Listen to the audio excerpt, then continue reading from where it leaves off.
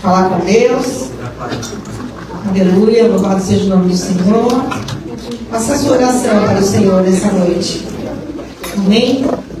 Senhor, em nome de Jesus, nós queremos dar início, Senhor, a esse culto, orando, Senhor, agradecendo por tudo que o Senhor tem feito, por tudo que o Senhor faz nas nossas vidas e pelo que o Senhor ainda vai fazer.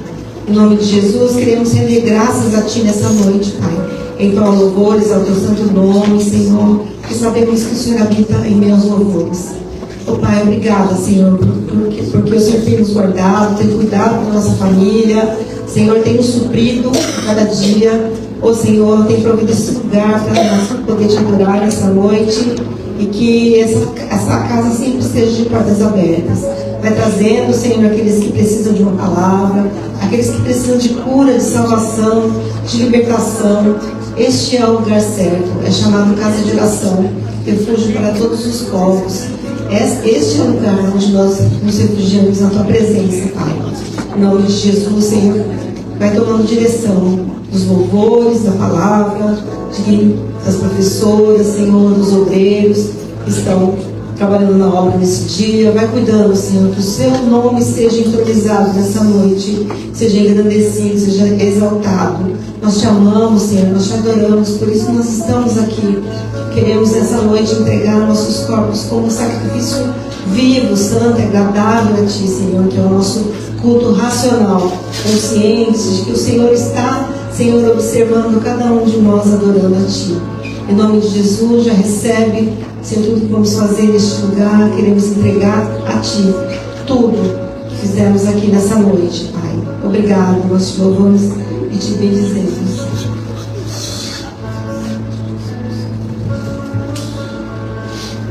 Grandioso Deus, Pai Celestial, Te damos graças, Senhor, por tudo que o Senhor tem feito em nossas vidas, Senhor. Te damos graças, Senhor, até por estarmos vivos, estarmos aqui, Senhor. Te damos graças, Senhor, por ter nos dado essa oportunidade de estarmos aqui nessa noite, Senhor. Viemos aqui, Senhor, para louvar e glorificar o Teu nome. Bendizer a Ti, Senhor, agradecer por todas as bênçãos que Tu tem derramado sobre a minha vida, a vida de todos os meus irmãos aqui, Senhor. Muito obrigado, Senhor, por nós estarmos juntos, Senhor. Te damos graças, Senhor, por tudo aquilo que ainda vamos receber, porque sabemos que o Senhor é o Deus doador, aquele que dá as coisas para nós, muitas vezes sem nós citarmos, Senhor. Muito obrigado, Senhor. Olha por todas aquelas pessoas que necessitam, Senhor. Queria pedir, Senhor, pelas pessoas que estão enfermas, Senhor. Não só aqui na igreja, Senhor, mas nossos familiares, ou talvez no Peru, no Brasil, ou até aqui no Japão mesmo, Senhor. Que eu possa olhar para as pessoas enfermas, as pessoas que necessitam de Ti, Senhor. Que o Senhor possa voltar seus ouvidos, Senhor, para escutar nossas orações, nossas súplicas, Senhor, que colocamos diante de Ti nessa noite, Senhor. Recebe, grandioso Deus, nosso louvor, nossa adoração, Senhor, sincera, que vamos dedicar a Ti nesse momento, nessa noite, Senhor, nessa casa de oração.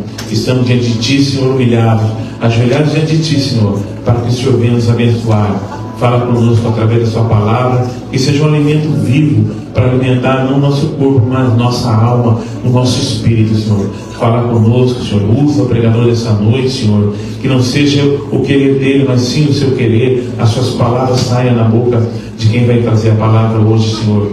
E a nós que vamos receber, Senhor, nos dá discernimento, entendimento, Senhor, para entendermos aquilo que o Senhor quer trazer para nós, aquilo que o Senhor quer falar conosco nessa noite.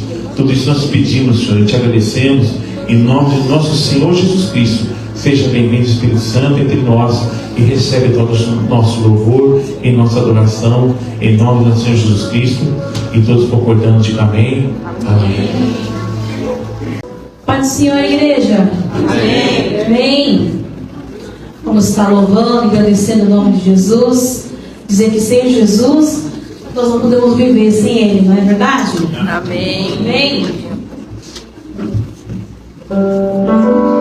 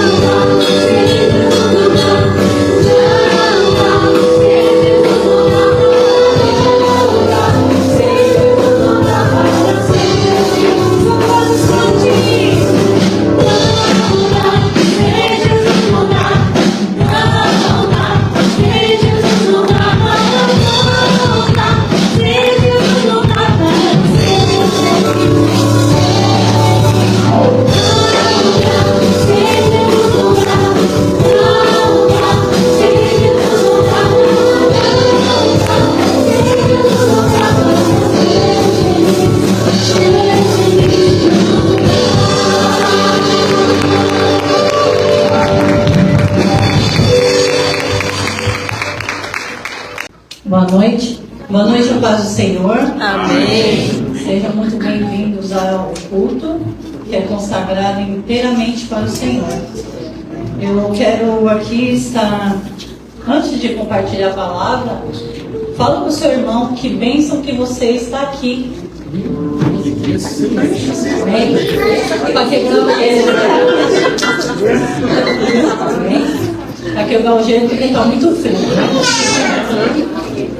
Eu gostaria que vocês estivessem abrindo comigo em Salmos 95.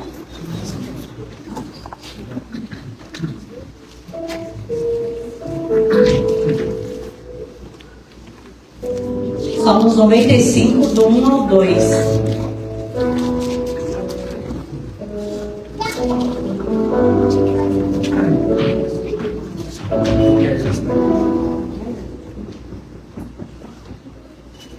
Gostaria de estar lendo, eu vou ler aqui no telão com vocês. Vinde, cantemos ao Senhor com júbilo, celebremos o rochedo da nossa salvação. Saiamos ao seu encontro com ações de graças, vitoriemo-lo com salmos. Essa palavra que eu quero compartilhar com vocês. Esse versículo nos encoraja a nos achegarmos ao Senhor, né? Com louvores, com ação de graças, com cânticos, inteiramente direcionado ao Senhor. E toda a igreja, neste dia, né? Vamos nos alegrar com a presença do Senhor, que já é clamada a presença dele neste lugar. E eu também, essa oportunidade de trazer a mensagem também é para dar testemunhos, né? Então eu gostaria de estar compartilhando com vocês um testemunho, né? Sobre o que Deus está fazendo, tem feito e muito mais ainda do que Ele vai fazer na minha vida e na vida daqueles que esperam no Senhor. No começo do ano, depois do feriado, do Ano Novo, bem depois, assim, de uma semana mais ou menos, tivemos bastante momentos difíceis, né? Que o crente não passa só por momentos fáceis, alegria, tudo. O crente também passa por muitas provas, né? Então ali, primeiro foi com a minha caçula passando, ela ficou doente e tudo. Aí falou assim, uma gripe e tal, né? Só que esse momento, essa fase estava demorando muito, porque passou uma semana, passou 8 dias, e na mesma semana a gente recebeu uma notícia muito triste, né? Que o rumo, ou a direção que isso ia tomar, a gente não sabia, né? Porque ninguém espera perder alguém de uma hora para outra assim, né? Então ali tivemos uma perda muito grande, mas eu sei que no momento nenhum eu duvidei do Senhor, do que o Senhor vai fazer na minha vida, está fazendo, porque mesmo com tudo o que Ele tem feito, todas as circunstâncias, ali a gente teve uma perda, né, de um ente muito querido, que como que quando a gente casa tudo, o nosso cunhado, ele se torna o nosso irmão, né? Então ali foi uma perda assim. Não posso julgar e nem questionar a Deus por isso, né? Porque Deus sabe de todas as coisas. Então, diante de todas as coisas, dessas coisas que a gente tem passado, aí passou ele lá na UTI e tudo, já com uns dias, eu internei, a minha filha caçula internou, tudo veio assim, tudo um atrás do outro, aconteceu, uma coisa atrás da outra. E aí eu falei assim, meu Deus, o Senhor está realmente provando, né? Porque eu sei que tudo me colocou para falar assim, para fazer com que eu venha desistir das coisas, que até agora, chegar onde eu cheguei, conquistar o que eu conquistei. Não estou falando de bens materiais, né? Conquistar as coisas assim do reino, aonde eu estou, o que eu estou fazendo agora, na presença de Deus, eu digo, né? E eu vi que todas as coisas, eu senti o tempo todo Deus dizendo assim, ecoando no meu coração, e falando assim, a minha graça te basta, E quando me sentia fraca, Deus me encorajava a falar assim, diga ao fraco, sou forte, porque na sua fraqueza que eu aperfeiçoo o meu poder. Então, diga ao fraco, você é forte. E isso Deus me encorajou a falar o tempo todo. E eu sei que Ele tem forjado o meu caráter, sabe? O crente passa por essa forja. A forja, como todos, se alguém sabe aqui, mas eu vou estar explicando, a forja é um forno muito quente, aquecido, para que o ferreiro ele possa moldar a espada.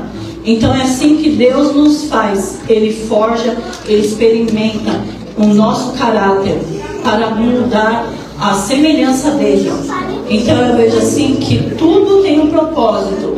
E esse ano, desde o ano passado, no final do ano, Deus tem dado uma palavra muito forte no meu coração e eu não entendia. Só que essa palavra veio durante esse ano também e pelo vale que estávamos passando. Porque eu sei que Deus é Deus dos vales e Deus é Deus dos montes, né? Assim quando a gente desce, Deus está conosco. Quando nós subimos também, Deus permanece conosco. E eu vi assim a poderosa mão de Deus. É difícil falar, né, irmãos? Diante de circunstâncias que passamos, falar assim. E eu assim, encorajando, mesmo sentindo aquela dor, tudo, eu tenho que ser também forte, encorajar. Não forte, é lógico que a gente não é de ferro, né? É de carne e osso. Mas eu tenho que ali sendo sustentada pela palavra de Deus. E falar, né? Ali pro meu esposo e tudo, porque era um caçula dele. Mas aí Deus falava assim, confia em mim.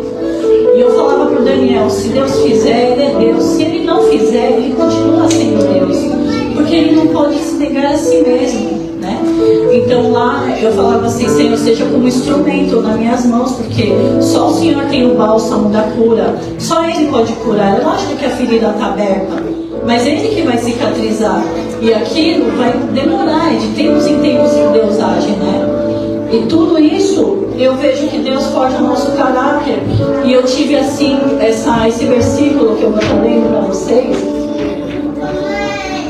Se vocês quiserem me acompanhar, está em Joel 2, 25, 26.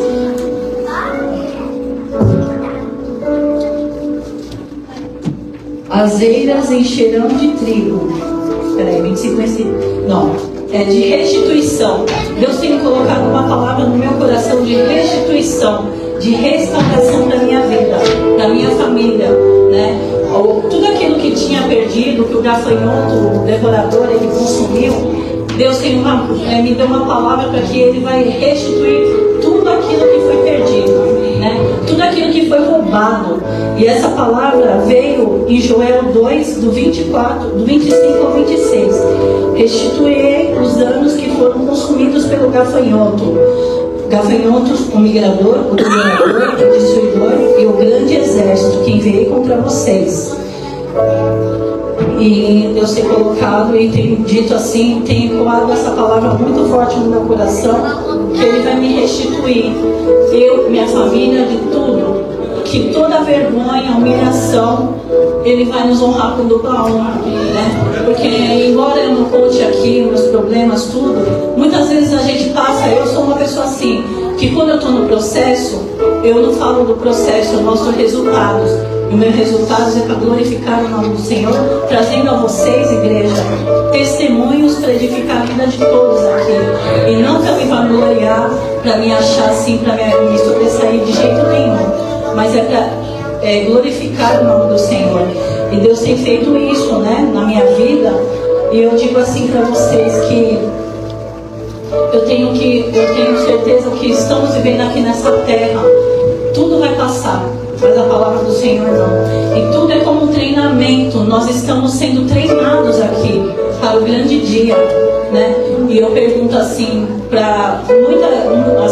uma pergunta que eu deixo feito: quando chegar o dia mau, como nós vamos enfrentar os problemas, as situações, né? E é isso que eu tenho falado para o meu esposo. Como que a gente vai receber, como que a gente vai encarar quando chegar o dia mau? O dia mau não é só uma perda de um ente querido, mas também é de um desentendimento na família, na fábrica, até mesmo dentro de uma igreja, né? O dia mau vem para todos.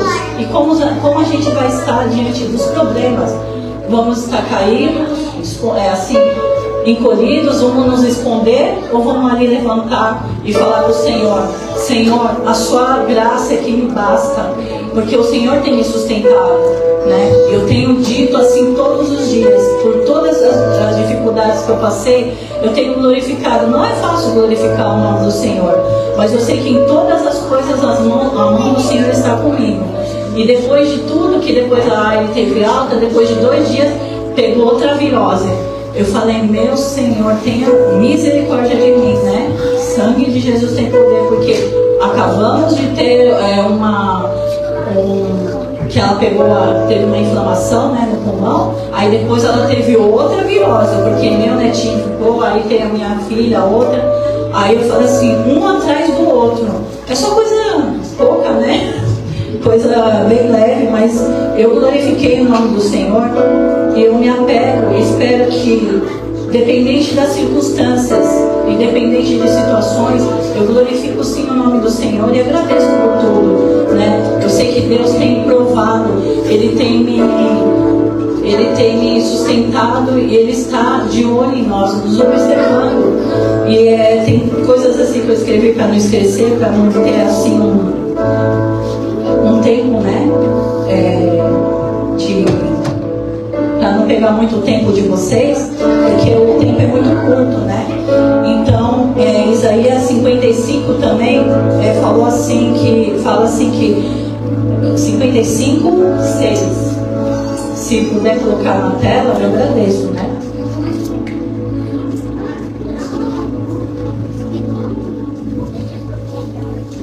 Busquem o Senhor enquanto é possível achá-lo. Clamem por Ele enquanto está perto. Que o ímpio abandone o seu caminho e o homem mau os seus pensamentos. Volte-se ele para o Senhor, que terá misericórdia dele. Volte-se para o nosso Deus, pois Ele dá de bom grado o seu perdão. Essa palavra ela é muito forte, porque aqui essa palavra em Isaías diz assim, que enquanto a gente pode buscar a Deus, enquanto se pode achar Deus, nós temos que buscar, porque haverá dias que não vai ter como buscar a Deus. Isso é terrível, né? Eu vejo assim o mundo de hoje assim, eles estão muito preocupados com as coisas dessa terra, não com as coisas do reino. E eu sei que em Deus e no reino nós temos que ser ousados na palavra, ousados para buscar a palavra do Senhor. Então tem gente que fala assim, mas eu tenho vergonha disso, de falar de Deus. Não, nós temos que ser crentes sem vergonhas. Não é sem vergonha de fazer maldade, né? Mas é sem vergonha de falar, anunciar, orar, buscar, fazer campanhas e clamar pelo nome do Senhor e anunciar o Evangelho, né? Porque é disso que para isso que nós viemos a este mundo. Nós viemos para cumprimento de propósitos, né? Porque Deus faz na minha vida, eu sei que na minha vida Deus tem propósitos que nem sei quais são os propósitos que Ele tem, mas cada um de vocês aqui, todos nós viemos para um único objetivo nessa terra, propósitos. Isso tudo aqui, esse culto, tudo que vivemos nessa terra é um treinamento. Eu quero que vocês tenham consciência disso, porque não viemos aqui para um encontro social, para um encontro de bate-papo. Viemos aqui exaltar a glória do Senhor. É para isso que é feito o culto. É lógico que a comunhão lá em cima, o que acontece, é uma consequência de tudo aquilo que oferecemos ao Senhor, né? E essa palavra que eu quero deixar aqui. E é isso, irmãos. Eu falei tudo que eu queria falar, não falei, mas eu falei o que era mais importante. Que eu sei que na minha casa, na minha família, este ano é o ano da restituição, porque Deus já está agindo. E Deus já está agindo, não digo aqui, é lógico que nós temos muitos problemas na família, né, na sociedade. cidade e tudo. Mas é restituição ali no Brasil, porque essa perda trouxe muitas coisas à tona. Então Deus está colocando tudo no lugar. É que nem quando a gente muda, né? Faz uma mudança, a gente tira tudo do lugar. Mas depois a gente tem que colocar tudo no lugar. E Deus está fazendo isso e Ele vai fazer. Ele vai colocar tudo no seu devido lugar. Honrando-nos com toda a honra que o Senhor tem aqui promessas. Né? Eu creio nas promessas do Senhor para a minha vida. Essa palavra que eu quero deixar para vocês e agradecer, exaltar o nome do Senhor por todas as coisas, mesmo em momentos difíceis, temos que glorificar o nome do Senhor, né? Porque Deus não deu uma luta maior, mas que não podemos suportar, porque muitas vezes eu passei muitas coisas ali atrás que Deus falava assim: você não está aguentando? Está doendo? Deixa sangrar, porque vai doer mais. Sabe por quê? Forjamento de caráter. É isso que Deus faz com o crente, né? Que possamos ser esse crente segundo o coração de Deus, agradar Ele com a nossa maneira de falar, com a nossa maneira de ouvir, de ver, nossas atitudes, porque isso equivale, né? Então eu quero convidar vocês a fechar os olhos para estarmos orando ao Senhor. Senhor, muito obrigado pela Tua graça, pelo Teu poder, pela manifestação da Sua presença neste lugar. E que agradecemos o Senhor tudo que o Senhor tem feito nessa semana. Agradeço o Senhor pela semana de vitória. E que o Senhor possa se manifestar, Senhor, diante da Tua igreja aqui. E que podemos oferecer esse culto somente ao Senhor. Exaltar, engrandecer o Seu senhorio. Porque o Senhor é dono de todas as coisas. A Ti pertence reino, povo e nação. E este culto seja celebrado com muita gratidão no coração e muita alegria. Abençoe este lugar, todos que vieram, aqueles que não vieram, Senhor, e seja trazendo segurança. Visita aqueles que estão desanimados. Abençoa tudo, Senhor, que vai ser oferecido aqui e que seja para o Senhor. Todos os louvores, culto, toda a pregação, todo o nosso culto aqui diante do Senhor, oferecemos e consagramos este lugar e a cada um de nós, somente ao Senhor, que tem feito maravilhas em nosso meio. Obrigada, Senhor, porque eu sei que o melhor do Senhor está por vir na nossa vida, na vida dos nossos irmãos, na Tua igreja, Senhor. Em nome de Jesus, tudo que orei aqui e tudo que será feito, seja feito conforme a Tua vontade, para a glória e honra do Teu santo nome. Te agradeço. Amém, Jesus. Amém.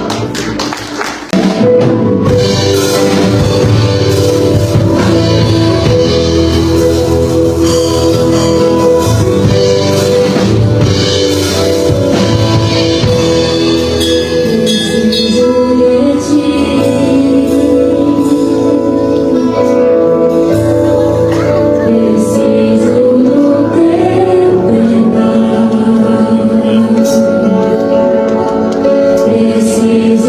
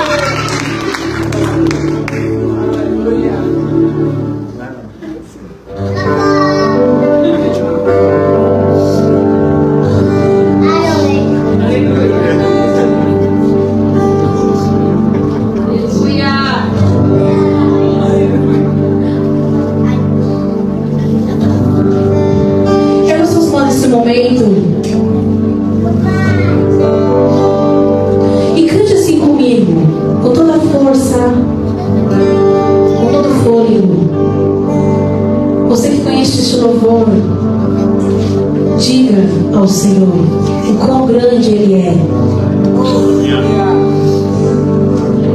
Então minha alma canta a Ti, Senhor. Aleluia! Quão grande és Tu, quão grande és Tu.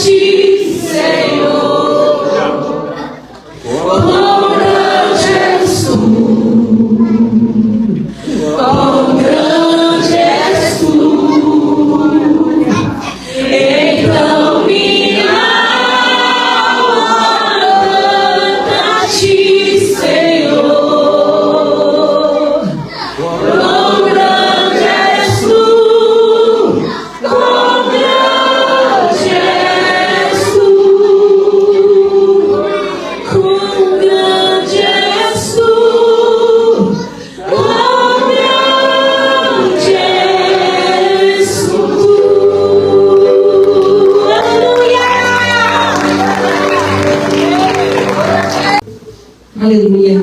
Glória a Deus. Vamos continuar adorando o Senhor com os nossos dízimos e as nossas ofertas.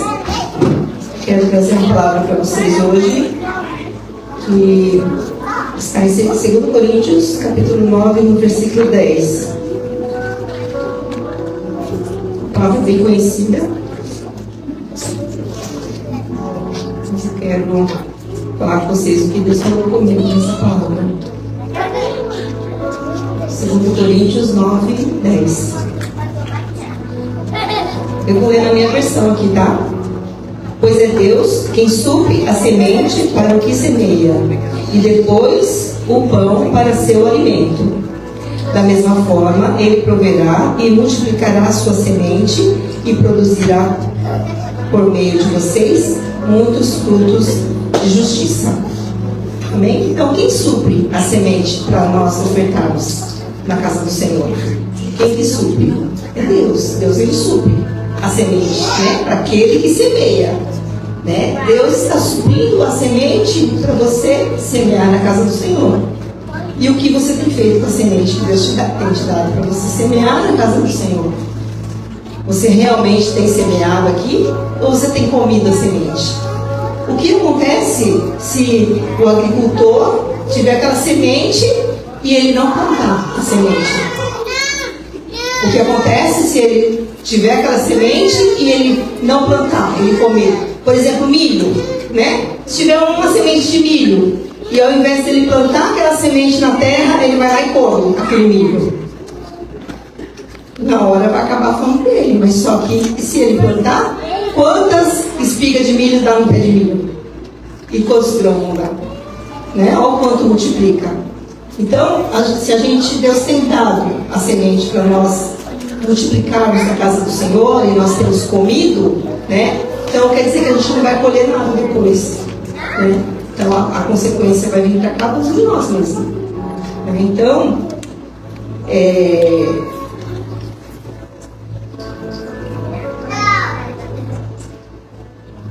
no finalzinho do versículo, né, fala a respeito de multiplicará a semente e fará crescer os frutos da justiça de vocês, né? O que vem a ser esses frutos de justiça, né? Quer dizer a vontade de Deus para a humanidade, né? Em Filipenses 1:11, Paulo, ele fala que os cristãos devem ser cheios do fruto da justiça que vem por meio de Jesus Cristo. Então, essa justiça que vem por meio de Jesus Cristo, né, ela é aumentada para crescer em cada um de nós.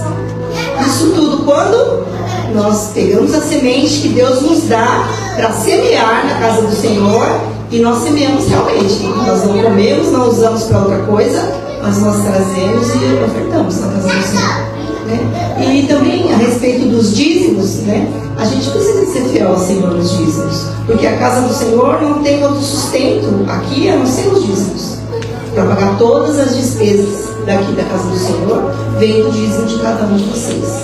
Então, se de repente, né, ninguém pagar dízimo, ninguém, né, trouxer, devolver, né, para a casa do Senhor os dízimos, o que acontece? Essa igreja não vai ser fechada, né? Porque o que eu e o pastor ganhamos não dá para pagar as despesas todas daqui, né? E tudo que tem aqui, a gente é pago. A água é paga.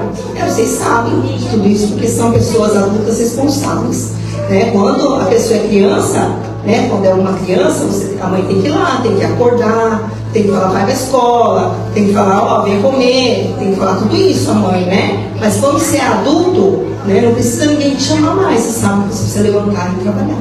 Você tem aquela responsabilidade. Então nós, como cristãos maduros, né, que sabemos que a casa do Senhor tem necessidade, né, e que nós somos responsáveis, a gente precisa estar cumprindo essa parte, né? Então vamos ser obedientes à palavra de Deus, né? Conforme a irmã Tânia sempre diz, que a linguagem de amor de Deus é obediência. Então, você ama o Senhor? Se você ama o Senhor, então precisa ser obediente. Amém? Vamos fazer os dízimos nas ofertas da casa do Senhor.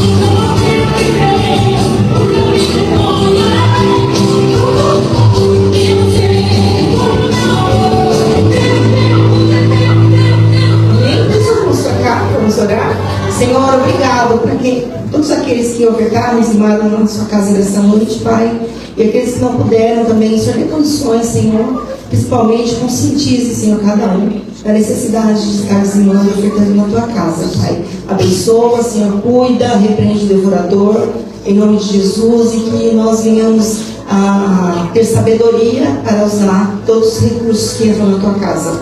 Em nome de Jesus, Senhor, te louvo e te agradeço. Amém? Aleluia. Senhor. Antes de chamar as crianças para subir, eu quero perguntar quem fez aniversário nesse mês. Esse mês de fevereiro passou tão rápido, né, gente?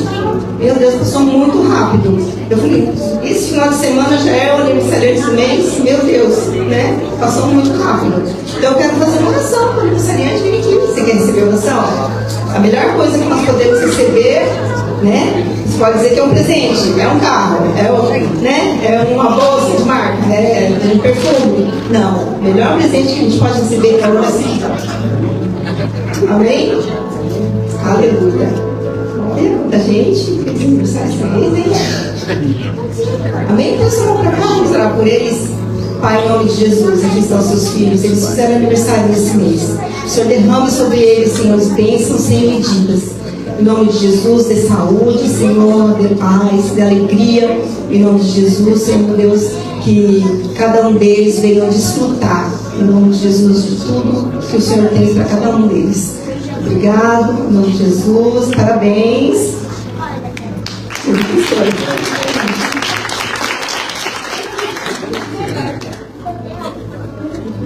Amém? Agora eu vou chamar as crianças para subir. Os adolescentes hoje vão ficar aqui com a gente, prestar atenção na palavra, tá bom?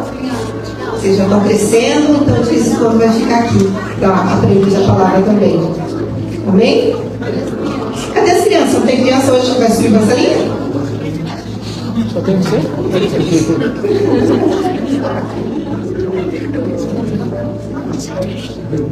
Ah, tá putaria esse menino.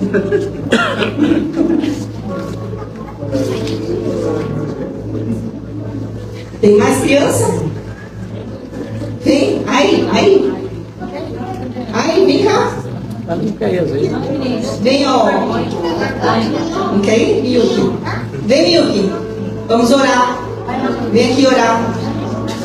Para vocês ficarem uma bênção assim, ó. Todos vocês se comportarem muito bem. Amém? Prestar atenção na palavra.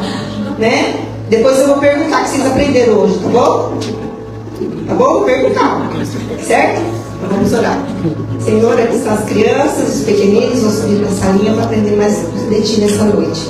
Abre o entendimento deles, em nome de Jesus, que eles venham aprender cada dia mais, Senhor. E quando for adulto, não venham se esquecer de nenhuma palavra que aprenderam na Tua casa. Em nome de Jesus, Senhor, guarda eles, cuida deles. Amém? Amém? Pode ir, tá bom? Devagar, tá? Amém? Sim, mas demorar, vou chamar o pregador dessa noite, é o nosso baterista, Marco. Vem cá, Marco. Para compartilhar uma palavra. Eu sei que ele orou, ele estudou, buscou, então vai ser uma palavra direta do trono de Deus para cada um de nós. Amém? Fez lição de casa, então Deus vai usar, com certeza. Amém? Porque quando a gente vem trazer a palavra aqui, a gente tem que fazer a lição de casa primeiro, né? E Deus, na hora, Ele nos unge, nos dá autoridade e poder para ministrar a palavra, e essa palavra entrar dentro do coração de cada um. Amém? Quem estiver dormindo, você joga o pêssego. Não aprendeu na Coreia. O pastor joga o pêssego lá e fala, vem aqui, você está dormindo.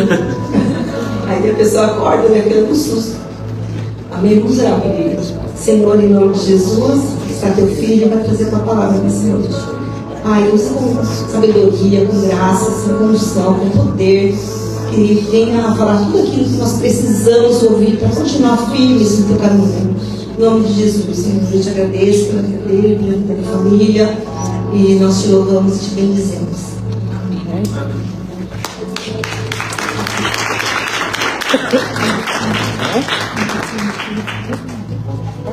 Amém. Pai, Senhor, igreja, amém? Amém. Deixa eu pegar meu computador aqui. Como não tem iPad, né? O iPad vai no computador mesmo. Na verdade não é nem meu, é do Caixá. Mas vamos colocar ele aqui para fazer alguma coisa na obra de Deus, amém? Amém. Primeiramente eu quero agradecer a pastora que tem confiado na minha pessoa aqui para que eu trouxesse a palavra aqui essa noite. Apesar de que, sinceramente, quando ela me mandou a mensagem, eu falei, acho que não, pastor. Porque logo que a gente enxerga as coisas que a gente tem que fazer no nosso dia a dia, eu falei, ela mandou, foi no domingo, eu tinha trabalhado praticamente o dia inteiro, e logo veio na minha cabeça, eu tenho que fazer compra, eu tenho que ter um monte de coisa para fazer essa semana, e logo essas coisas vêm na nossa mente, né? Mas aquilo incomodou meu coração, e eu dirigindo, voltando para casa, eu falei, não está certo. A nossa vontade, ela não pode sobrevalecer sobre o que Deus quer fazer nas nossas vidas, amém? Então, eis-me aqui, Senhor, decidi de Ti, me ajuda, Deus Santo. Então, quero que os irmãos abram, amém? A palavra de Deus, em Hebreus, capítulo 11.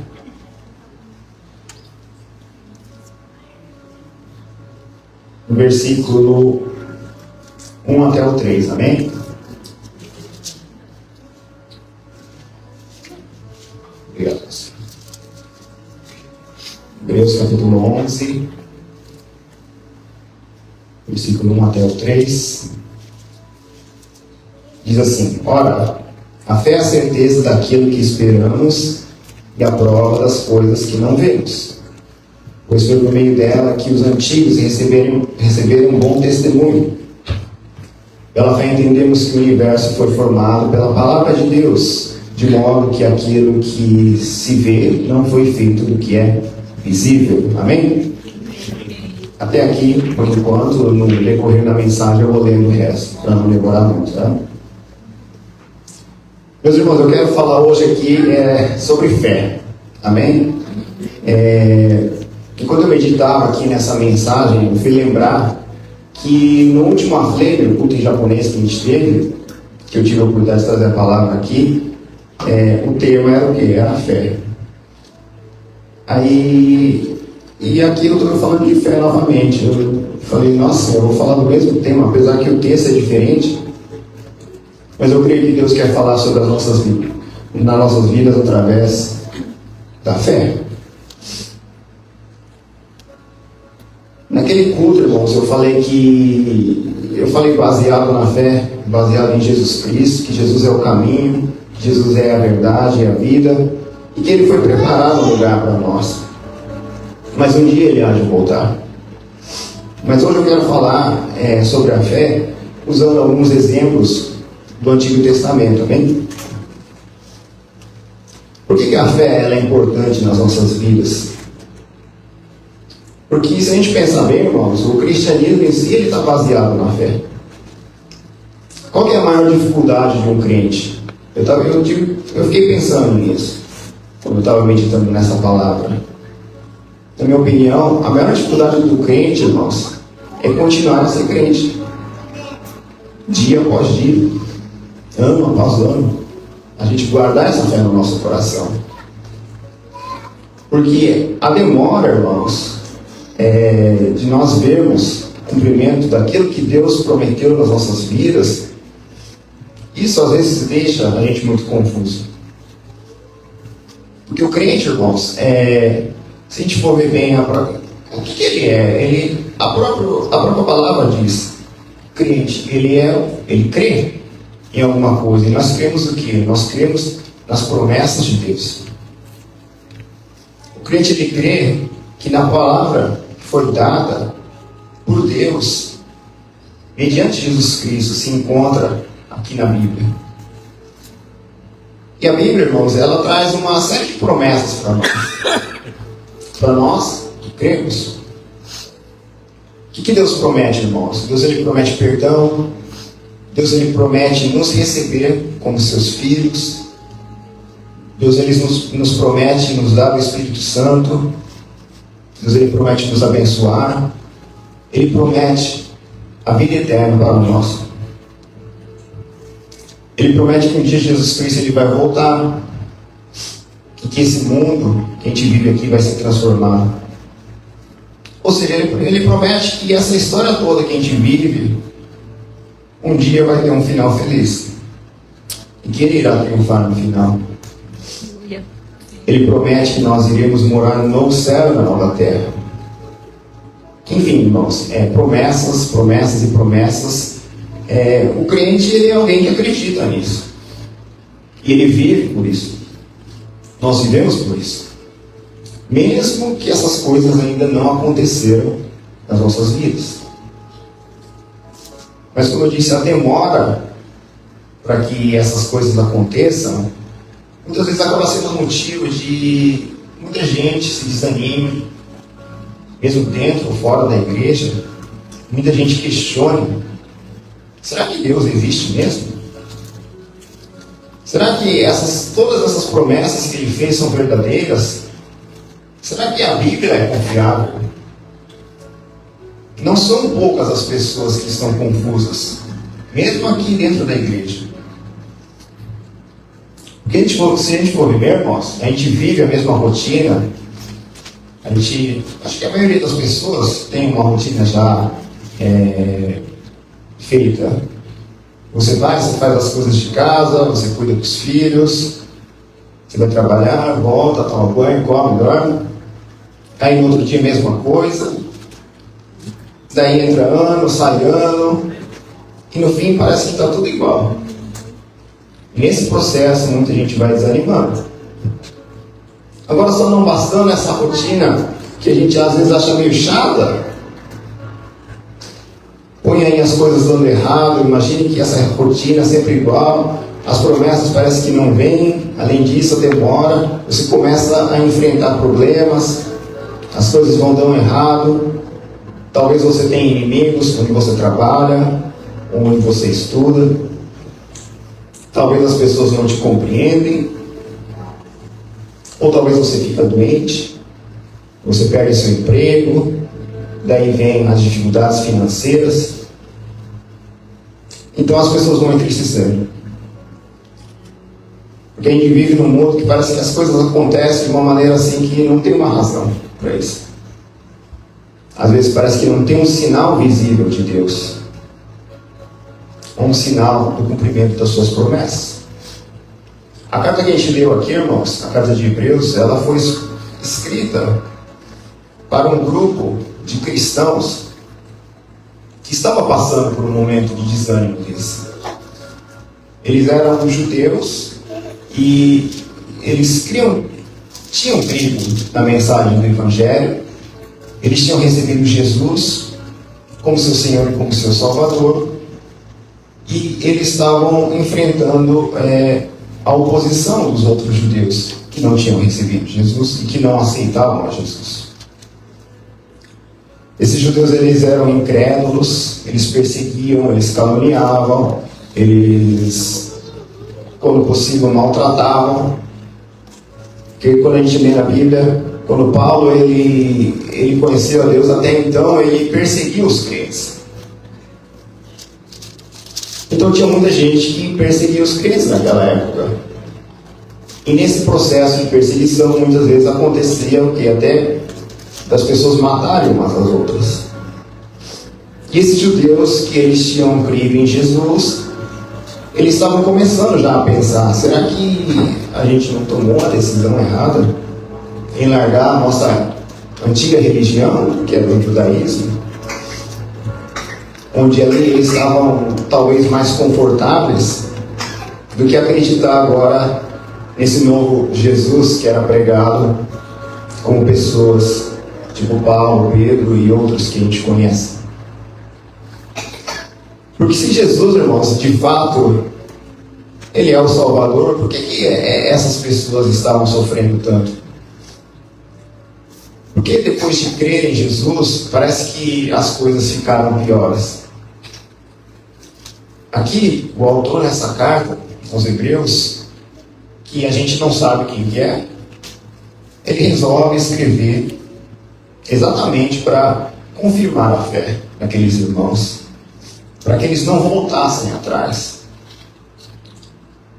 O objetivo dele era encorajar aqueles irmãos. E aqui no capítulo 11, o autor mostra que a fé, irmãos, ela não é uma coisa mágica, que faz com que tudo que Deus prometeu de bom para nós, tipo, se cumpra assim, na hora que a gente quer, do jeito que a gente quer.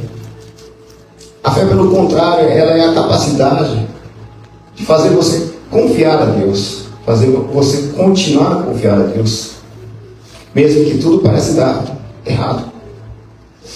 Mesmo quando as promessas dele parece que estão demorando tanto para chegar. E o autor aqui, ele começa o capítulo explicando isso da seguinte maneira: a fé é a certeza daquilo que esperamos e a prova das coisas que não vemos. Depois ele continua ali no verso 3: pela fé entendemos que o universo foi formado pela palavra de Deus, de modo que aquilo que se vê não foi feito do que é visível. E depois no verso 6 ele diz: sem fé é impossível agradar a Deus, pois quem dele se aproxima precisa crer que ele existe e que recompensa aqueles que o buscam. Então, irmãos, a fé, o que ela é? Ela é a certeza das coisas que ainda são futuras, que são invisíveis, mas que elas acontecerão sim, porque Deus as prometeu, e Deus, no tempo certo, Ele há de cumprir essas promessas. O importante aqui, que a gente aprende, irmãos, que a questão não é nem tanto a fé, mas é um Deus que prometeu todas essas coisas, um Deus que não há de mentir, um Deus que Ele é todo poderoso, um Deus que é capaz de cumprir tudo aquilo que Ele promete para nós. Depois de explicar o que é a fé, o autor ele vai lá e dá alguns exemplos. Se você continuar lendo, ele dá alguns exemplos do Antigo Testamento, para que fique mais claro o que ele está falando ali. Ele cita no verso 4 em diante o exemplo de Abel, o exemplo de Enoque, o exemplo de Noé. Como que eles foram exemplos para nós? Esses homens, eles confiaram em Deus, eles viveram nas expectativas das promessas de Deus, aqui nesse mundo igual que a gente vive, mesmo quando tudo parecia dar errado. Pela fé, Abel ofereceu a Deus o verdadeiro sacrifício. Pela fé, Enoque, no meio de uma geração ímpia, ele agradou a Deus e ele andou com Deus. Pela fé, Noé preparou uma baita de uma arca gigante. Quando fala da arca de Noé, eu lembro do meu sogro. Ele fala assim: você já pensou o fedor que era aquela arca? Depois que ele até então, eu nunca tinha pensado nisso, irmãos. Eu achei engraçado, mas se você pensar bem, é verdade. Ele demora tanto, ele tem fé que realmente o dilúvio vai vir. Ele faz aquela arca lá, e eu acho que ele teve que ter fé para entrar ali também, porque senão ia ser um fedor, né? E não é durante mais de 100 anos, porque ele creu que Deus, ele realmente creu que Deus haveria de mandar um dilúvio ali, que de fato acontece depois. Aí depois a gente tem os exemplos dos patriarcas, Abraão, Isaac, Jacó, José, que está ali no verso 8 ao 22. Mas hoje eu quero dar foco, irmãos, no exemplo de Abraão, que está no verso 8 ao 19. Abraão, ele que foi considerado o pai da nação de Israel, o pai da fé. Vamos ler então no versículo 8, para dar continuidade. Diz assim: pela fé Abraão, quando chamado, obedeceu e dirigiu-se ao lugar. Mais tarde receberia como herança, embora não soubesse para onde estava indo. Pela fé peregrinou na terra prometida, como se estivesse em terra estranha. Viveu em tendas, bem como Isaac e Jacó, herdeiros da mesma promessa. Pois ele esperava a cidade que tem alicerces, cujo arquiteto e edificador é Deus. Pela fé, Abraão e até a própria Sara, apesar de estéril e também avançada em idade, recebeu poder para gerar um filho, porque considerou fiel aquele que lhe havia feito a promessa. Assim, daquele homem, já sem vitalidade, originaram-se descendentes tão numerosos como as estrelas do céu e tão incontáveis como a areia da praia do mar.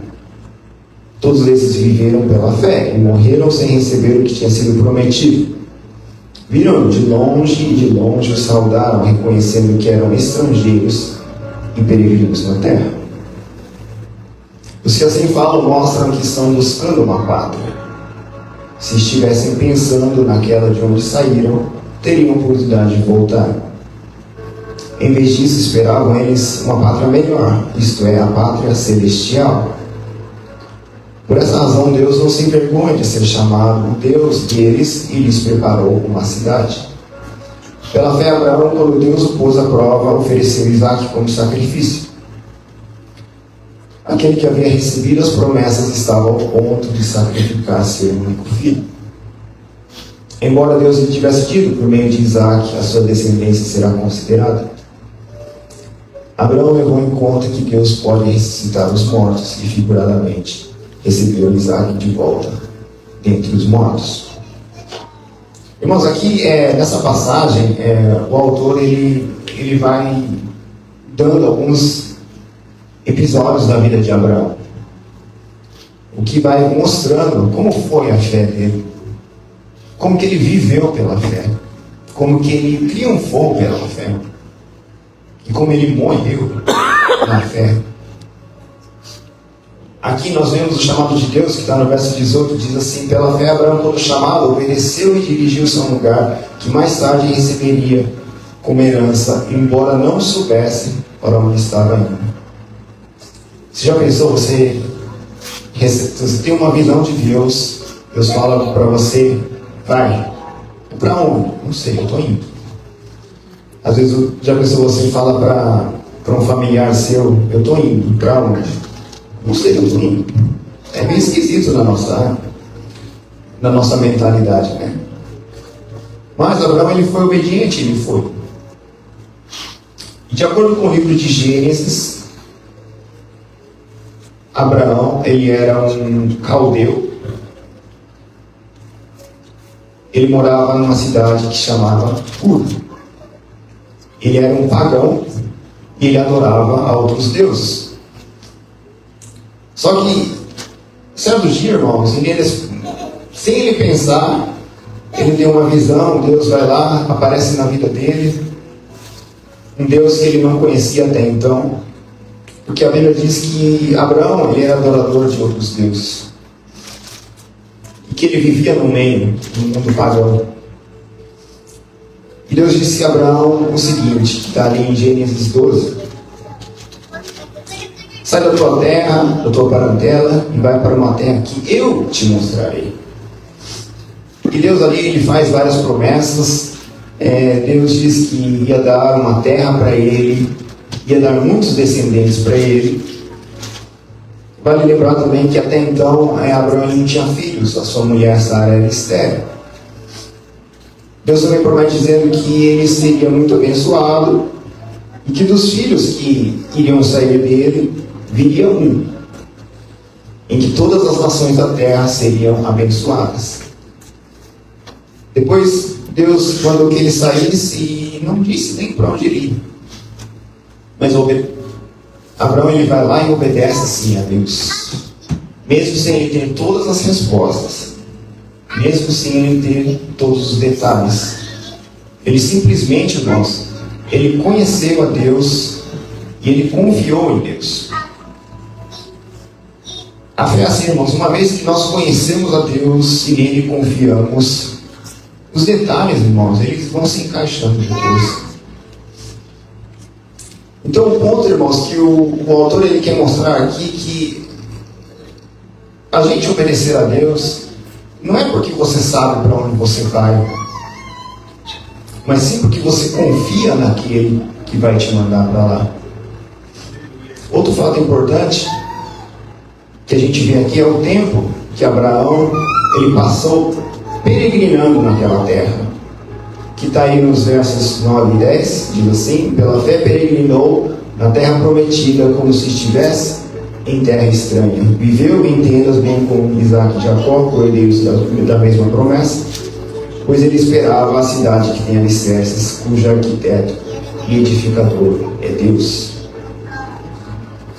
Quando a gente lê, irmãos, o Antigo Testamento, a gente vê que depois de vários anos, Abraão finalmente chega ali na terra de Canaã, que é a terra que Deus tinha prometido para ele. Só que quando Abraão chega lá, a terra ela já estava ocupada. Não era uma terra assim uma terra vazia, e a gente vai procurar uma casa para comprar, vai procurar um terreno, tá só ali aquela terrinha bonitinha, alisadinha ali. Mas não, aquela terra já morava gente ali. Aquela terra já tinha dono. Ali já moravam várias nações, os heteus, os amorreus, os jebuseus, os filisteus e tantos zeus.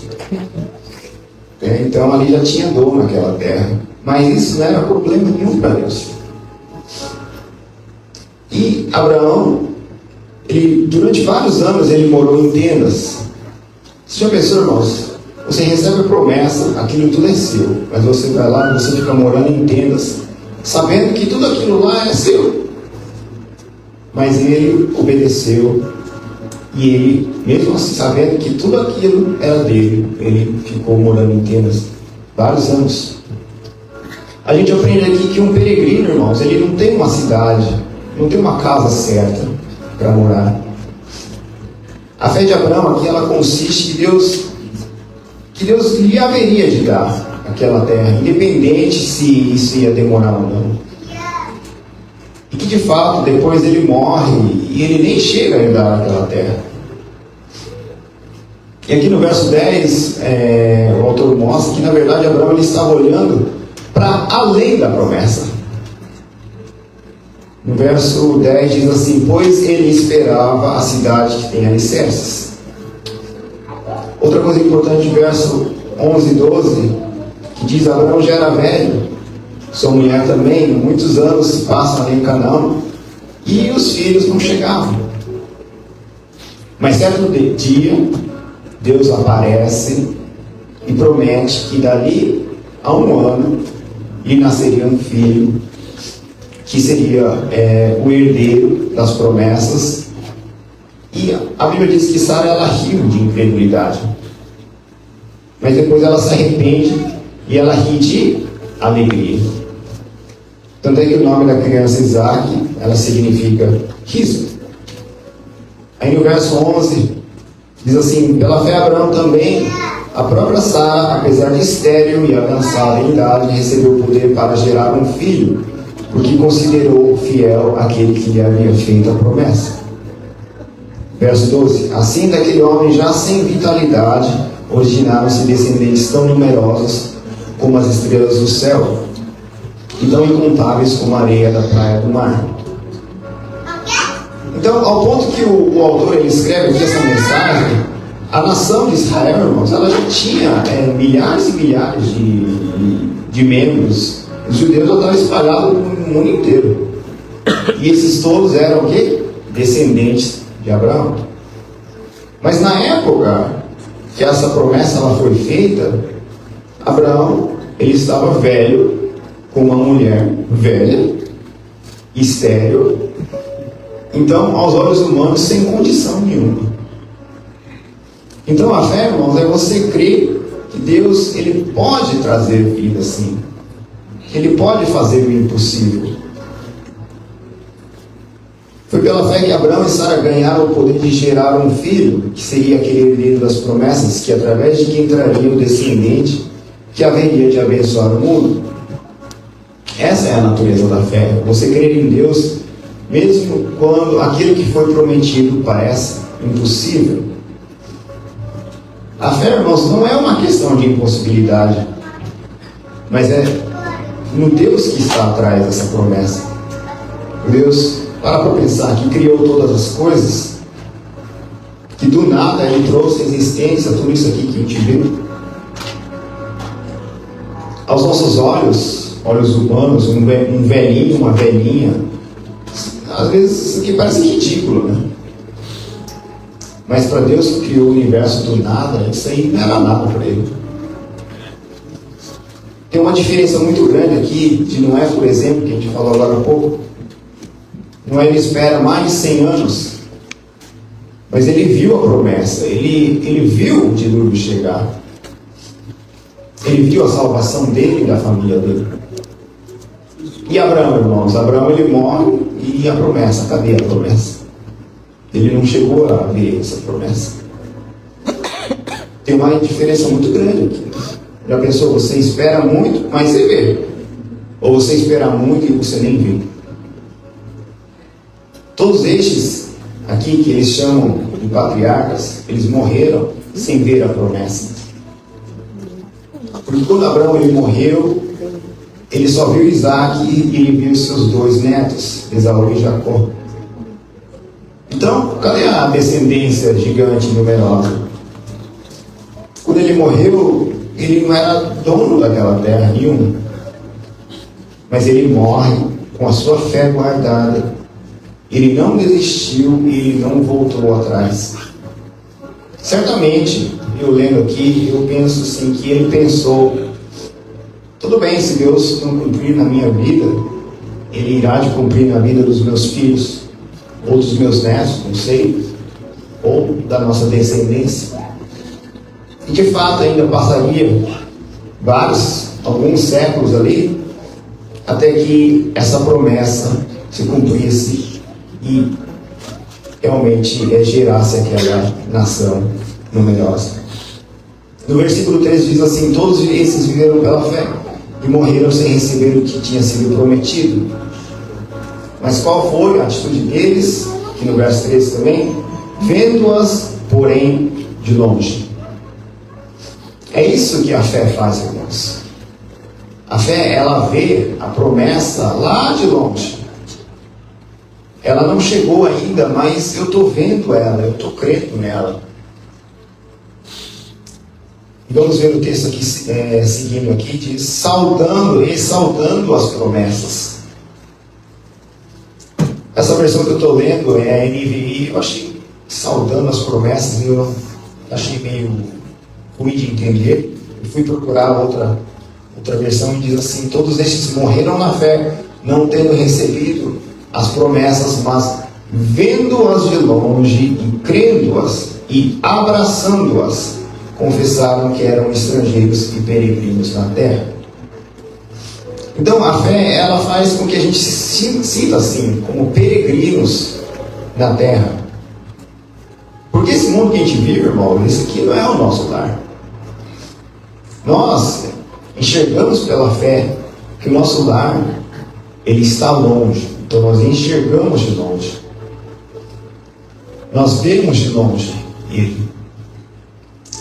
Assim como a gente viu agora há pouco, mas no tempo certo, a gente vai morar ali. Apesar que tem gente, irmãos, que parece que gosta tanto desse mundo aqui que a gente vive, parece que quer morar aqui para sempre. Mas a verdadeira fé, irmãos, ela nos torna peregrinos. Ou seja, a gente está de passagem aqui. Que nem a irmã falou, a gente está num treinamento aqui.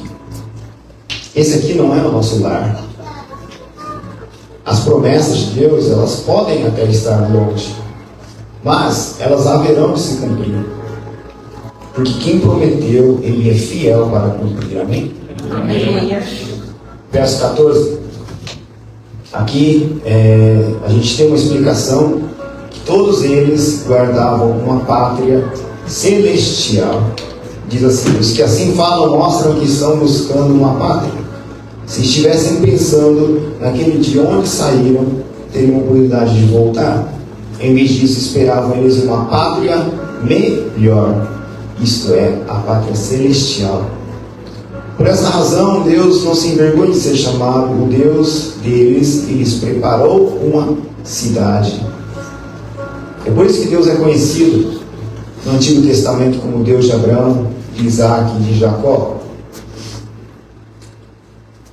Que nós, que a gente vive, irmãos, aqui nesse mundo, hoje em dia mais avançado, não nos tornemos motivo de vergonha, como os que se retrocedem na fé, como os que se desanimam, os que olham para trás, como os que se desistem.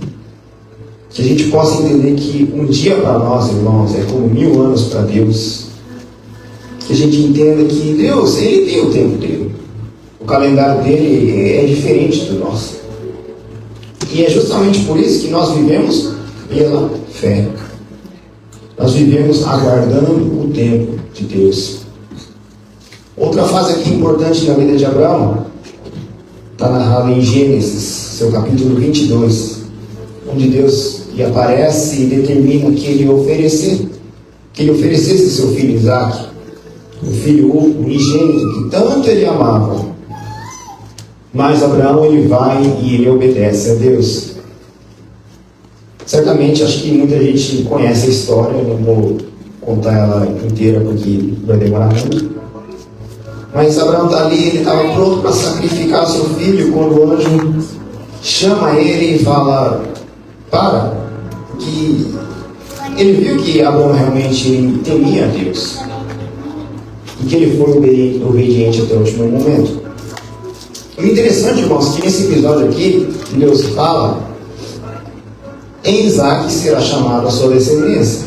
Ou seja, aquela promessa que viria, uma descendência grandiosa e numerosa na vida de Abraão, isso seria o que? Através de seu filho Isaac, porque ele era o portador das promessas.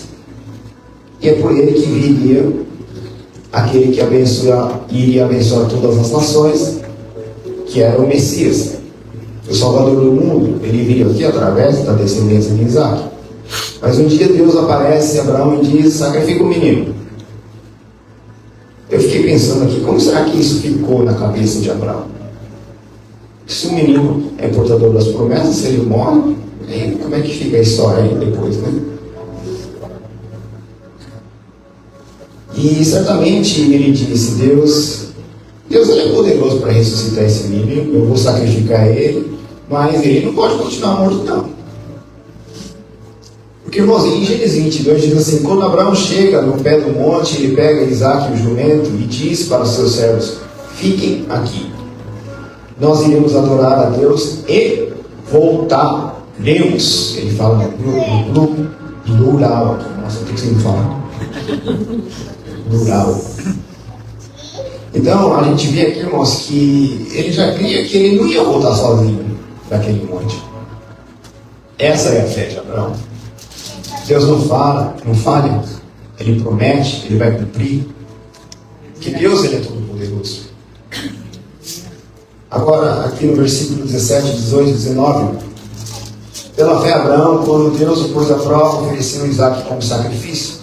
Aquele que havia recebido as promessas estava a ponto de sacrificar seu único filho. Embora Deus lhe tivesse dito por meio de Isaac, a sua descendência será considerada, Abraão levou em conta que Deus pode ressuscitar os mortos e figuradamente recebeu Isaac de dentro dos mortos. Então a fé de Abraão aqui, ela consiste em obedecer a Deus, sabendo que Deus, ele não muda, que Deus não falha. Ele tem poder, irmãos, para cumprir todas as promessas. Hoje eu queria deixar aqui uma pergunta, irmãos, para as nossas vidas, como meditação. O que a gente pode aprender aqui a respeito da fé verdadeira, essa fé que nos salva? A fé que Abraão teve, ela é a mesma que a gente tem hoje em dia. Que não existe uma fé mágica e uma fé não mágica. Uma fé melhor, uma fé não melhor. As promessas que Deus fez a Abraão, todas elas se cumpriram em Cristo Jesus. Porque o descendente que Deus falou que abençoaria o mundo não era Isaac em si, mas sim Jesus. A terra que Deus tinha prometido ali para eles era uma terra assim, uma terra mesmo. Mas não era só isso, irmãos. Era uma figura do novo céu e da nova terra. A nação que viria de Abraão não é somente os descendentes físicos de Abraão, mas os milhões e milhões de povos, tribos, nações que estão aí espalhadas pelo mundo que crê em Jesus Cristo. A gente que crê, irmãos, a gente tem a mesma visão de Abraão. Nós devemos ter a mesma visão de Abraão. Porque hoje em dia não é diferente. A gente peregrina aqui nesse mundo, como eu falei agora há pouco. Nós andamos pela fé. E esse mundo não é o nosso lugar definitivo. Aqui não é a nossa pátria. Nós aguardamos uma pátria celestial, como estava escrito aqui. Nós aguardamos o novo céu, a nova terra. Nós aguardamos o retorno de Jesus Cristo, o Salvador, o Filho de Abraão. Então observe que a fé que salva, a fé verdadeira, ela traz obediência a Deus. Ela nos torna peregrinos nesse mundo. Isso faz, irmãos, com que a gente se desapegue com as coisas desse mundo. A fé, ela nos dá segurança, mesmo quando parece que todas essas promessas elas são demoradas na nossa vida. Lembrando aqui algo muito importante, irmãos. Essas promessas aqui que a gente lê aqui, elas não são aquelas promessas individuais, tá? Que Deus ele levanta um varão e fala que Deus vai te dar uma esposa, Deus vai te dar uma bênção financeira, Deus vai te dar um marido, Deus vai te dar um carro. Não é dessas bênçãos, dessas promessas que ele está falando aqui. São daquelas promessas públicas, universais, aquelas promessas que são para todos aqueles que creem. Quais são essas promessas? Que Deus perdoa aquele que crê em Jesus, que Ele dará a vida eterna a todo aquele que se arrepende de seus pecados e recebe Jesus em seu coração, que Ele dá o Espírito Santo para habitar no nosso coração, na vida de todo aquele que se arrepende e crê em Jesus.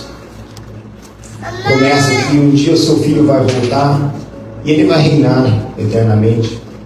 Essas sim são as promessas de Deus. Mas o problema é, será que nós cremos nessas promessas? Será que nós cremos nele? Que a gente diz que crê, mas muitas vezes faltam um pouco obras nas nossas vidas. E eu me incluo aqui nesse meio, porque eu preciso também. Então, que o nosso coração não se apegue às coisas desse mundo. Que a gente possa dedicar mais tempo ao Senhor. Leitura da palavra, meditação da palavra, oração. O coração de quem tem fé não está ligado com as coisas desse mundo. O coração de quem tem fé está nas promessas de Deus, onde ali está o seu tesouro verdadeiro. Porque Jesus disse: entesourai para vocês tesouros no céu. Porque tudo que tem aqui, irmãos, um dia vai passar. Que essa noite a gente possa nos examinar. Eu preciso também de me examinar. Será que o nosso comportamento tem sido como de peregrino ou como de alguém que quer morar aqui para sempre? Como a gente falou no começo, o peregrino não tem nada. Então, mesmo que talvez você venha perder algo aqui na terra, que seja saúde, que seja dinheiro, propriedade, carros, emprego, que isso não venha abalar a sua fé.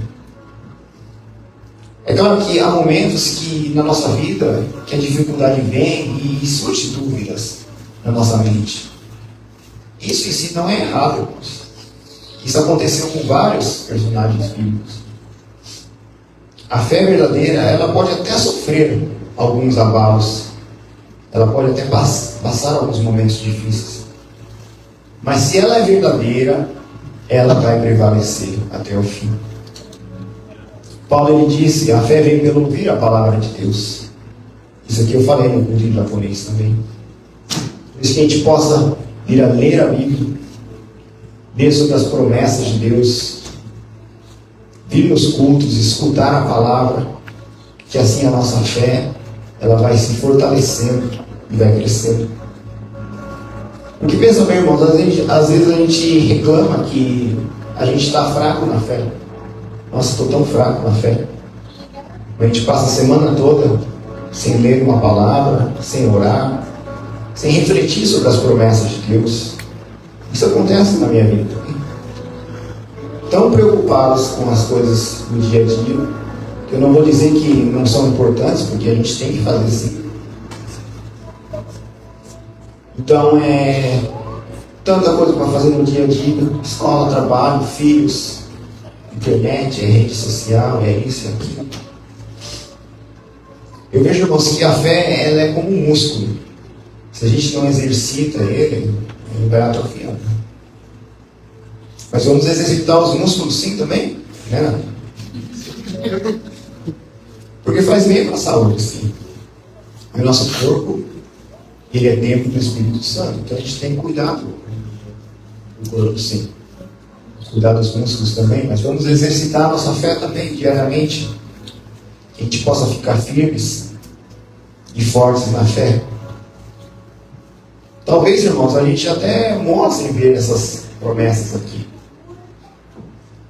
Mas se não acontecer na nossa vida, que aconteça na vida dos nossos filhos ou dos nossos netos. Essa é a nossa fé. Então que a gente venha a crer até o fim. Amém? Irmãos, feche seus olhos, amém? Quero terminar aqui. Vamos orar para Deus, que Ele possa nos fortalecer.